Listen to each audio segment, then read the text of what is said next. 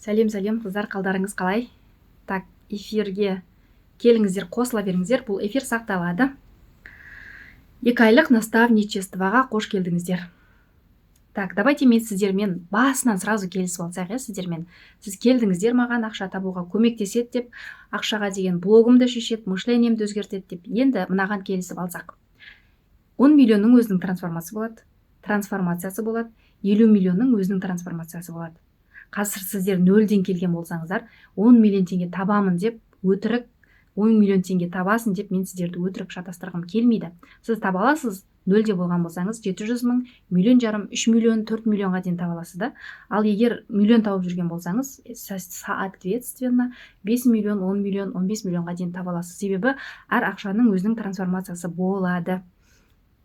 Өтірік мен сіздерге қазір сен табасын давай деп мен сіздер шатастырғым келмейді. Қазір сіз өзіңізге мақсатқа цель 50 миллион қойып алып, оған жете алмай қалған кезде сізде выгорание басталады, уже жұмысыңызға деген желание қашады. Сондықтан да давайте өзіміздің миымыз сенетін, психикамыз көтере алатын, тәніміз көтере алатын өзіміздің суммадан 3 есе көбірек цель қоямыз. Яғни 0-де жүрген болсаң 150 мың теңге, 150 мыңде жүрген болсаң 750 мың теңге, 750 мыңде жүрген болсаң 2,5 миллион теңге деген сияқты өздеріңіздің суммаларыңызға қарай байланысты целдер қоясыздар. Енді бүгін мен сіздерге давайте басынан келісіп алайық. Бірінші ниетті дұрыстап алайық, Ниетті дұрыстап алайық. Мен осы жерден үйренем, Алланың қалауымен осы жерден үлкен табыстарға шығып кетемін деп ниет дұрыстап келсеңіздер, реально сондай ниетіңізге сай аласыз да. Егер қазір осы жерге просто ол мекен не айтады екен деп келсеңіз, просто мен не айтқанымды естетін боласыздар, не айтқанымды көретін боласыздар, не айтқанымды естіп тыңдайтын боласыздар. Сондықтан да давайте ниетті бірінші дұрыстап аламыз. Мен осы жерден миллиондар тауып кеткім келеді деген ниетпен керек. Енді барлық жерде мен отношениеден де курстар өткіздім, менторство өткіздім, ақшаға байланысты да барлығында мен беретін ең бірінші техника ол миды шлактардан тазартып алу. Яғни мидағы шлактар деген ол не нәрсе? Ол біздің миымыздағы мусорлар. Ол мусорлар қайдан жиналады? Біздің өткен опытымыздан. Әке-шешеміздің көрген опыты, ақша жетпеу, жетіспеушілік, бұған дейін біз курс сатсаңыз, товарка сатсаңыз да жолыңыз болмаған өте кездер көп.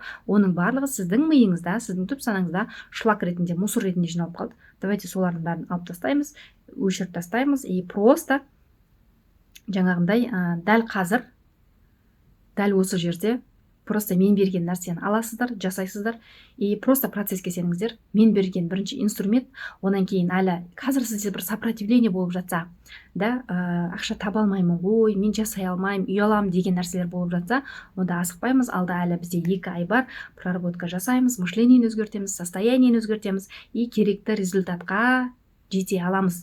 Ұялмайтын, ашық, уверенный болып өз продуктыларыңызды рекламировать етіп сата алатын боласыздар. Сондықтан қазір просто дәл қазір сіздің осы жұмысты бастап кетуіңізге не нәрсе кедергі? 10 осындай кедергі болып тұрған нәрсені жазып шығыңыздар. Қазір менің жұмыс бастап кетуіме, кейбір қыздар бар. Қазір менің жұмыс бастап кетуіме балаларым кедергі. Балаларымнан шыға алмаймын, балаларым мешать етеді дейтін. Тағы біреулер бар. Қазір менің жұмыс бастап кетуіме ата-енем, күйеуім рұқсат бермейді. Тағы біреулер бар. Қазір мен жұмыс бастап кетейін десем, маған рекламировать етуге, таргетке мынадай ақша керек, үй жинауым керек деген сияқты просто жазасыз проблеманы, балаларымды қарайтын ешкім жоқ. И шешімін, просто шешімін ойша жазып қоямыз. Не істеуге болады? Қалай шешуге болады деген сияқты. Сол кезде просто жазып шығыңыздар. Енді қазір сізде осы практикалық жұмыс па, дейтін болсаңыздар, просто осы нәрсеге қарсы шығып, просто қазір алыңыз, жасаңыз, просто сеніңіз процесске и сіз ақша табасыз. Осы жерден видеоны тоқтатып тұрасыздар, сабақты тоқтатып тұрып, қазір осында отырған қыздар, давайте, Айман, осында отырған қыздар, Ақерке, просто жазасыздар, не болып жатыр? Жаңағындай, қазір өміріңізде не кедергі сіздің ақша табып кетуіңізге? 10 бола ма, 20 бола ма жазасыз и жанына просто шешімін жазып шығыңыздар. Так, жазамыз. Жазамыз. Енді Инстаграмда бұған дейін подписчигіңіз көп болса, да, бірақ табысыңыз жоқ болса, сатылым жоқ болса да, маған дейін де сіздер курстар алдыңыздар ғой, марафоннан өттіңіздер көп ақша табу үшін да, инстаграмды дамыту үшін, бірақ ешқайсына нәтиже алмаған болсаңыздар, бұның қазір басты себебі қазір 2024-те жұмыс істеп тұрған, жұмыс істей беретін трендтегі не жасау керек, не болу керек инстаграмда, чтобы сен миллиондар табу үшін. Осы нәрселерді сіздермен басты айтып кететін болсам, қағаз ручка аламыз, міндетті түрде конспекция жасаймыз, бәрін жазып аламыз осы жерде айтылғандардың, и соны өздеріңіз просто аласыздар да қолданасыздар. Бірінші ол проявить себя. Проявить себя дегендер не нәрсе? Ол қазір аутентичность, индивидуальность деген нәрселер модаға болып кетті ғой. Олны қайдан табам, ол қайда екен, ол үшін психологқа бару керек шығар деген ой келіп жатқан болса қазір басыңызға, проявленность деген сен просто қалай барсың, солай проявиться ету. Сен балаларыңмен қалай отношения жасайсың, достарыңмен қалай отношения жасайсың, өмірде даже олармен де жасай алмайтын іштегі ұлмекен қандай, іштегі ақерке қандай, іштегі күлсім қандай, дәл солай просто жаңағындай отношениемен просто ашылып шығамыз. Енді осы жерде страх шығуы мүмкін. Ой, мен олай шыға алмаймын, қалай бар солай боламын. Оны алда проработка жасайтын боламыз. Страх, проявленность, өзіңді ашылу. Мен ашылсам отписка жасап кетеді, мен ашылсам критика айтатын болады, мені қарамай қояды деген бүкіл страхтармен проработка жасаймыз. Алда оның бәрін жіберетін боласыздар. Екінші нәрсе ол одан кейін ғана өзіңнің продуктыңды создавать етесің.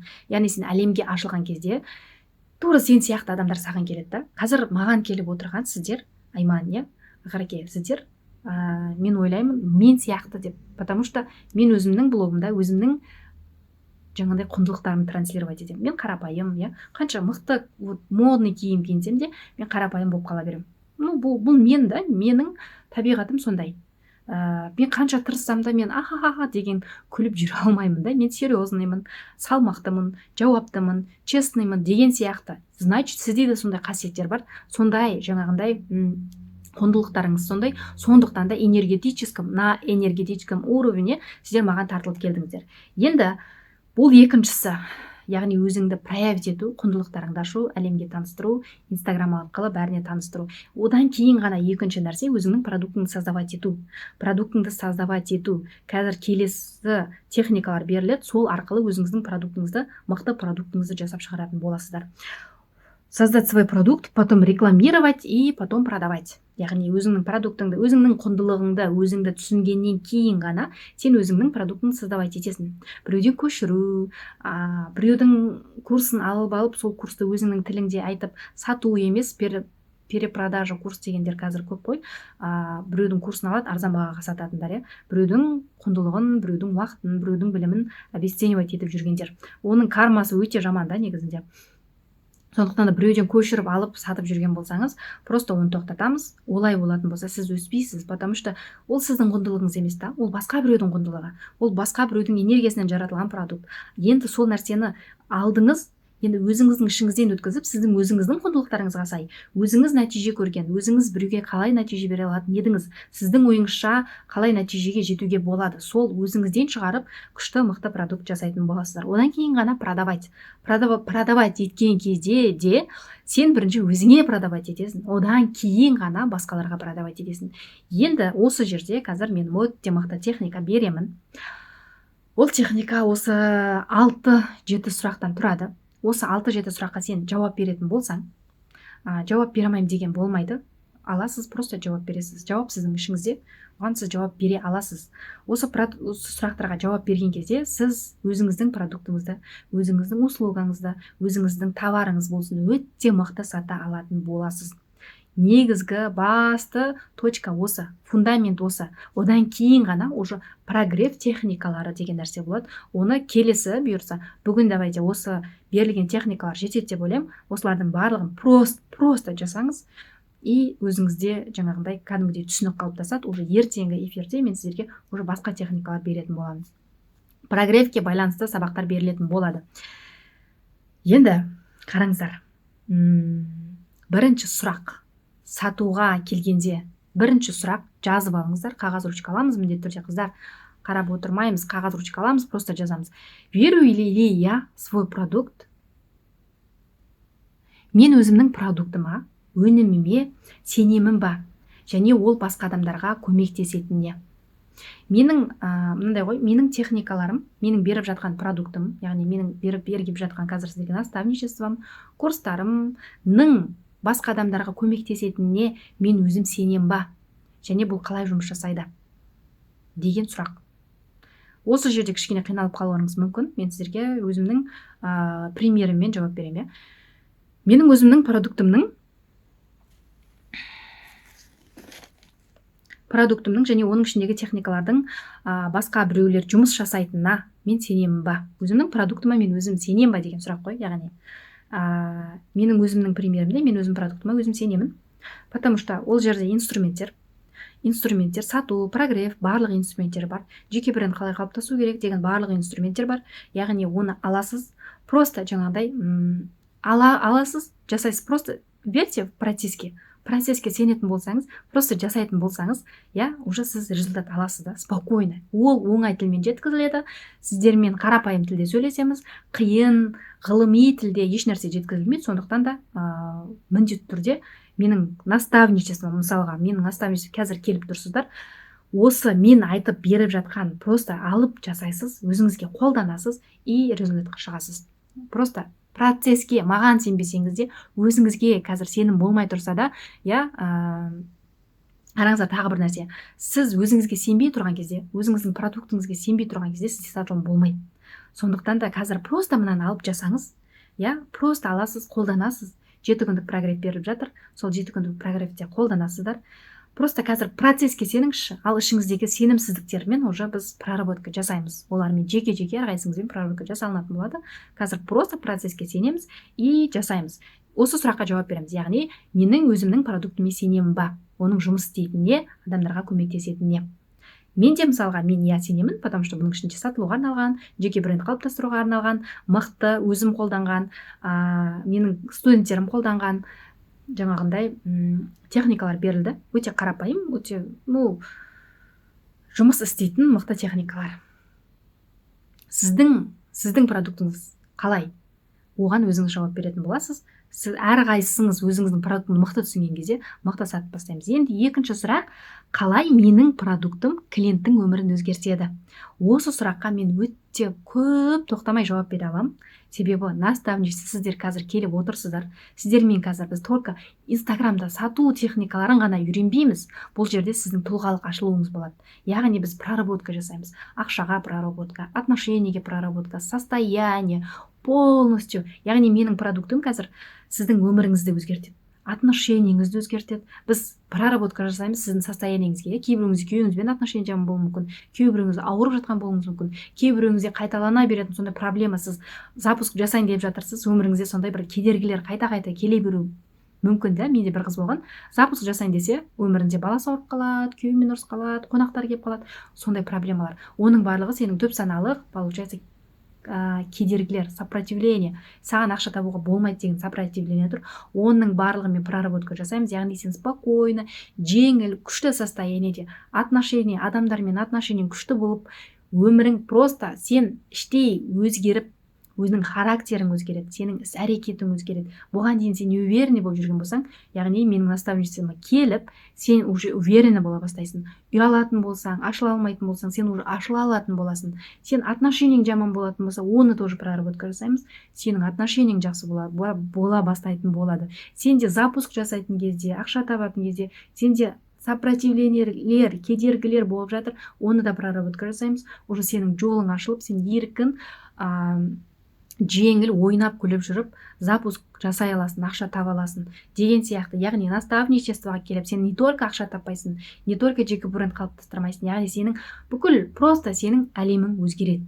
Да? Вот мен осы сұраққа осылай жауап бере аламын. Ал сіздің жағдайыңызда қалай? Сіздің продуктыңызды алғаннан кейін адамдардың өмірі қалай өзгереді?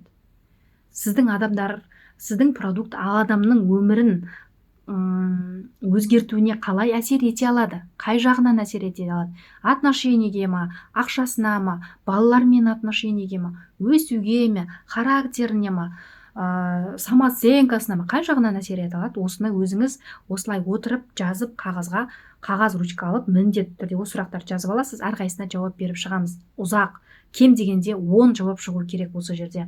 Сенің продуктың адамдардың өмірін қалай өзгерте алады дегенде міндетті түрде 10 жауап бересіз. Енді келесі сұрақ, не үшін клиенттер маған сенуі керек? Не үшін клиенттер сізге сену керек? Не үшін сізге сеніп келуі керек? Сіз психологсыз, сіз таргетологсыз, сіздің қандай характеріңізге, қандай нәтижеңізге сену керек? Сізде міндетті түрде кейстер болу керек. Болмаса, сізде ешқандай кейстер болмаса, сіз өзіңіздің продуктыңыздың несі болуыңыз керек, кейсі болуыңыз керек. Яғни таргетологсыз ба, может психологсыз, өзіңізді проработка жасадыңыз, өзіңіз алып шықтыңыз. Сондай өзіңіздің өткен опытыңыз болу керек. Не үшін адамдар сену керек дегенде, сондай кішкентай сторителлинг тұру керек. Ол сторителлингті де қалай жазуды алда бұйырса беретін боламын. Ал менің продуктымде не үшін адамдар маған сену керек? Потому что мен мышление деп келдім. Мышление мен өте көп курстарым болды, жаңа мен деген марафондарым, кішкентай марафондарым болды, ақшаға байланысты, отношениеге байланысты, полностью өмірді өзгертуге байланысты. Бірақ менде проблема болды, мен дұрыс сата алмайтынмын. Дұрыс өзімнің құндылықтарымды, продуктымның құндылығын дұрыс жеткізе алмайтынмын. Содан кейін мен продюсер іздей бастадым. Продюсер маған сатып береді деп ойладым. Бір продюсерге барып 2 миллион бердім, екінші продюсерге барып 1,5 миллион бердім, наставниктерге барып 500 мыңнан, 700 мыңнан, 300 мыңнан бердім. Бірақ ешқайсынан мен ешқандай нәтиже көрген жоқпын.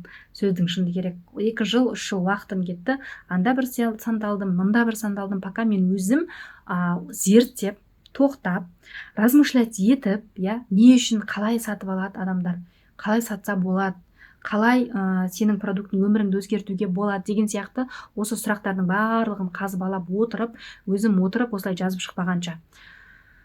Содан кейін ғана менде сатылым бола бастады, және маған келген клиенттер уже өте қысқа уақытта, 7 күнде, 2 аптада, 3 аптада өзінің алғашқы миллиондарын тауып, миллион таппай жүргендер алғашқы миллиондарын тауып жатыр. 10 мың, 20 мың, 30 мың, 100 мыңға кейсі продуктысы сондайға бағаланғандар, яғни 300 мыңға менторствосын сатып жүр, 350 мыңға, 500 мыңға сатып жүр. Яғни осы сұрақтар арқылы өзінің продуктысын мықтылап, яғни күшті етіп, өнімін қалай айтсақ болады, күштендіріп, яғни күшейтіп, күшті етіп, адамдарға пайдалырақ етіп жасап шығып, сол арқылы өзінің продуктысын сатып жүр деген сияқты. Менде бұйыртса мен әлі салған жоқпын инстаграмға, бірақ та алда саламын, потому что мен бұны әлі өзімнің провалымды әлі инстаграмда бөліскен жоқпын. Алданғанымды, яғни продюсерлардың жемтігі болғанымды. Оны алда бұйырса бөлісетін боламын. 3-ші сұрақ кетті. Не үшін маған клиенттер сену керек? Оны өзіңіздің неңізбен жауап бересіз. Әркімнің өзінің продуктысынан жауап беретін болады. 4-ші сұрақ, мен оларға қандай гарантия бере аламын? Мен оларға қандай гарантия бере аламын? Сіз докторсыз ба, сіз акушеркасыз ба, кімсіз? Сіз психологсыз ба? Қандай гарантия бере аласыз? Клиент сізге келген кезде не нәрсеге гарантированно сеніп келеді? Мысалға, маған келген кезде мен ешкімге уәде бермеймін. Сен мені міндетті түрде миллионға шығарамын деп, мен гарантия беремін. Сен осы навыкты беруге. Яғни инстаграмыңда өзің үнемі сатылып жасап, миллиондар одан көп те табыс таба алуыңа соған гарантия беріледі. Яғни сенің характерің өзгеретініне, сенің мышлениең өзгеретініне, сен табыс табып кетуге, 30 мың теңге болсын табыс табып кетуге гарантия берілетін болады. Осы менің гарантиям. Ал сіздің гарантияңыз қандай? Сіз не нәрсеге гарантия бересіз? Сіз акушеркасыз, может врачсыз, неге гарантия бересіз? Сіз психологсыз, неге гарантия бересіз? Осы сұраққа өзіңіздің жауабыңызды шығарасыздар. Мен неге гарантия беремін деген сияқты. Енді келесі сұрақ, менің продуктым конкуренттерден қандай айырмашылығы бар? Әрқайсыңыз өзіңіздің продуктыңызды, ол өнім болсын, ол товар болсын, конкуренттерден қандай айырмашылығы бар, соны жазасыздар. Мысалы, сіз Қытайдың оригиналын алып сатып жатқан шығарсыздар.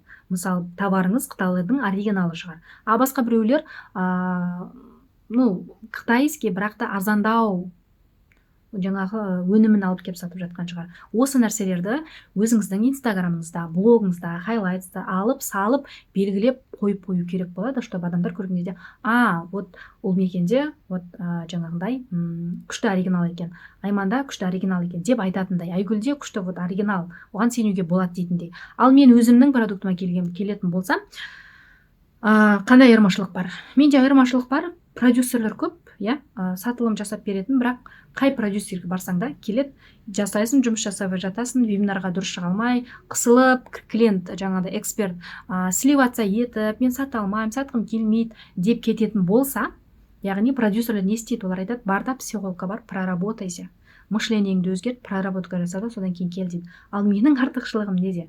Менің артықшылығым, мен инструменттерді берем, продюсерсіз жұмыс жасайтын, курсыңды өзің сататын, плюс сенің состояниеңмен жұмыс жасаймыз. Сені ешқайда анда-мында сымдалтып жібермейміз. Осы бір наставничествоға, получается, келдің, осы жерде инструментті де аласың, инстаграм жүргізуді де аласың, состояние, мышление, ақшаға деген блоктардың бәрін осы жерде шешетін боламыз. Менің артықшылығым осыда.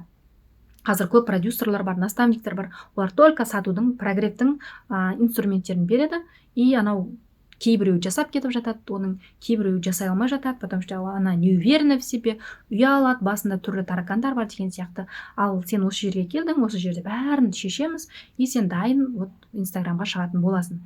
Менің артықшылығым осы. Әрқайсыңыз өзіңіздің продуктыңыздың, курсыңыздың, өніміңіздің, услугаңыздың артықшылығын осылай табасыздар, іздейсіздер. Оны таба алмаймын, жоқ қой деген нәрсе болмайды. Бәріңізде артықшылығыңыз бар, потому что әрқайсыңыз индивидуальностьсіз.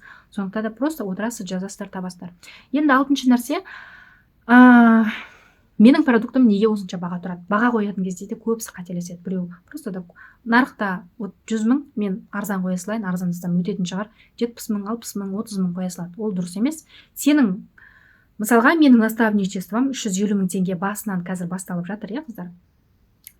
Бәріңіз почти 350 000 алдыңыздар. Не үшін? Потому что мен саған өзіңе запуск жасауды үйретемін. Ол бір нәрсе. Мышлениең өзгереді. 2 нәрсе. Ақшаға блогыңды шешеміз. 3-ші нәрсе, 4-ші нәрсе. Сатуды үйренесің, прогрев жасауды үйренесің. Осының барлығын жинап келіп, негізінде бұл нәрсені мен миллионға сатсам болады. Бірақ та вот енді мен бастап келе жатқандықтан 350 000 теңге баға қойдым. Бұйырса алда мен 500-700 миллионға дейін, жаңа жыл 2025 жылға дейін баға өсетін болады, потому что вот реально осындай бағаға стоит нәрсе. Және просто қазір менде бірінші поток болғандықтан қазір кейстер жоқ. Бұйырса сіздердің кейстарыңыз арқылы мен басқа да клиенттерді алып келетін боламын.